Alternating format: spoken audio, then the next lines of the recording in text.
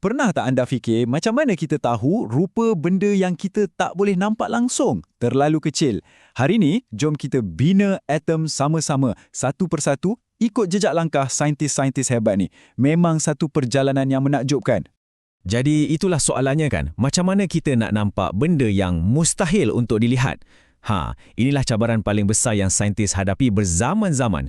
Dan jawapannya, bukan dengan mata kasar. Ya, inilah masalahnya. Saintis tak boleh nak tengok atom tu macam tu je. Jadi, apa yang mereka buat? Mereka kena bina satu model, sikit demi sikit, berdasarkan bukti-bukti yang dia kumpul dari macam-macam eksperimen. Okey, setiap cerita mesti ada permulaan kan? Untuk cerita atom ni, langkah pertamanya datang daripada seorang lelaki bernama John Dalton. Dialah yang letakkan asas untuk semua yang kita tahu sekarang.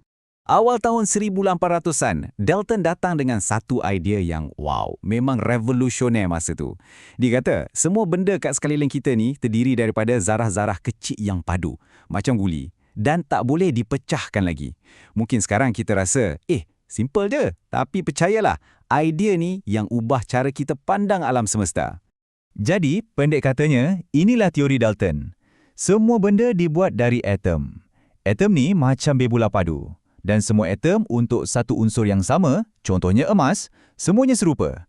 Inilah titik permulaan kita. Model yang paling asas. Okey, jom kita lajukan masa sikit dan tengok macam mana model ni upgrade. Ingat tak tadi kita kata atom tak boleh dibahagi? Tak lama lepas tu idea ni kena cabar. Ada ciri baru yang muncul dan ia ubah segala-galanya. Tapi sebelum tu, kena tahu juga, model bola padu Dalton ni, ia bertahan lama tau. Berdekad-dekad lamanya saintis semua terima pakai model ni. Sampailah satu masa, muncul J.J. Thomson. Dia buat satu penemuan yang betul-betul gegarkan dunia sains. Dia jumpa zarah subatom yang pertama, elektron. Tiba-tiba je, atom ni bukan lagi bola padu yang tak boleh pecah. Rupanya ada benda lain kat dalam. Penemuan ni membawa kepada satu model baru yang kita panggil model puding plum. Cuba bayangkan sebiji puding tu bercas positif. Lepas tu, ada kismis-kismis kecil yang bercas negatif tertanam kat dalam puding tu. Macam itulah Thomson bayangkan atom. Okey, sekarang kita sampai ke bahagian yang paling dramatik dalam cerita ni. Satu perubahan yang radikal. Bersedia sebab keseluruhan struktur atom ni akan dirombak habis-habisan. Cuba tengok beza dia. Sebelah kiri, model Thomson. Nampak padat kan? Tapi lepas tu, model Rutherford di sebelah kanan tunjukkan sesuatu yang sangat-sangat mengejutkan. Rupa-rupanya, atom ni kebanyakannya ruang kosong. Kosong! Macam mana dia tahu? Melalui eksperimennya yang legend tu, Rutherford jumpa nukleus, satu teras yang super kecil tapi super padat kat tengah-tengah atom. Dalam nukleus tu ada proton yang positif dan elektron pula, dia pusing-pusing kat luar dalam satu ruang yang sangat-sangat luas. Model kita dah makin nampak rupa, tapi belum siap sepenuhnya. Ada lagi beberapa final touch yang penting. Dua lagi saintis akan datang untuk lengkapkan gambaran atom yang kita kenal sekarang.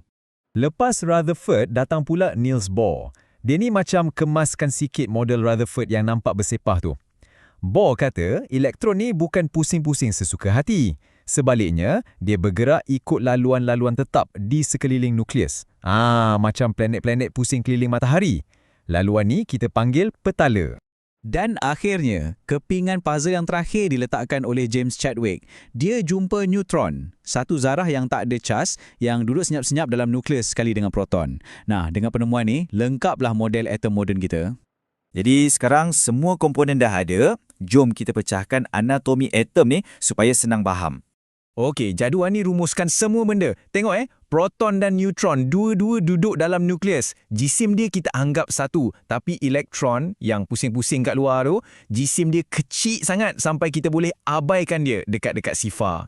Jadi apa poin penting kat sini? Poin dia macam ni, walaupun atom tu besar dan kebanyakannya kosong, hampir semua berat dia datang dari nukleus yang super kecil kat tengah tu. Kenapa? Sebab proton dan neutron tu jauh lagi berat daripada elektron. Banyak nama nak ingat kan? Dalton, Thomson, Rutherford. Macam mana nak hafal? Relax, ada cara mudah. Cuba guna akronim ni. DATRP, BSCN.